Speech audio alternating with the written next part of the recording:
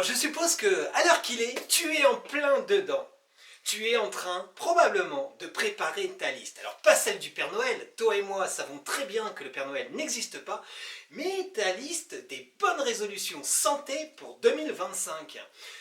Je vais parler d'un article que je viens de lire à l'instant, et je tenais à partager l'émotion avec toi et certains passages rapidement avant d'aller préparer à manger. Donc il s'agit de Presse Santé d'il y a 2 jours, sur les bonnes résolutions santé pour 2025 et les bons tuyaux, les bons comportements à adopter. Les clés pour réussir votre transformation personnelle. Alors tout d'abord, la politique des petits pas, la méthode des petits pas. Y aller tout doucement, progressivement. C'est bien plus efficace que de se fixer des objectifs irréalisables, décourageants et qui finalement nous amènent droit dans le mur. Dans le positif, ajouter plutôt que supprimer.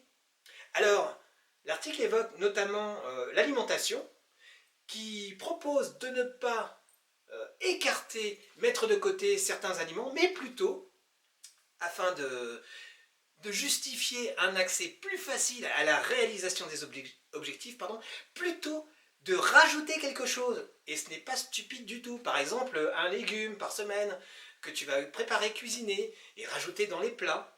Ça sera bien plus simple.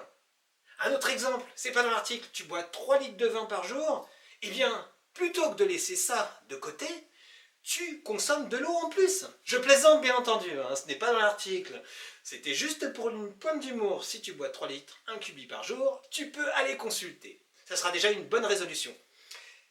Les protéines au petit déjeuner. Alors ça, là, c'est un conseil redoutablement efficace. Si tu n'y as pas pensé, il serait temps de rajouter une petite ligne sur ta liste. Ça va peut-être changer une belle partie de ta vie, notamment au niveau de ta condition physique, de ta santé, de ta vitalité, de l'énergie dont tu vas bénéficier pendant une bonne partie de la journée. Cultiver des relations positives. Bon bah pour toi c'est bon, c'est fait, je suis là, Fabrice est là, toujours. Pratiquer la gratitude, toujours être bienveillant envers soi-même, c'est important. Célébrer les petites victoires. Pourquoi? Parce que tu es un gagnant.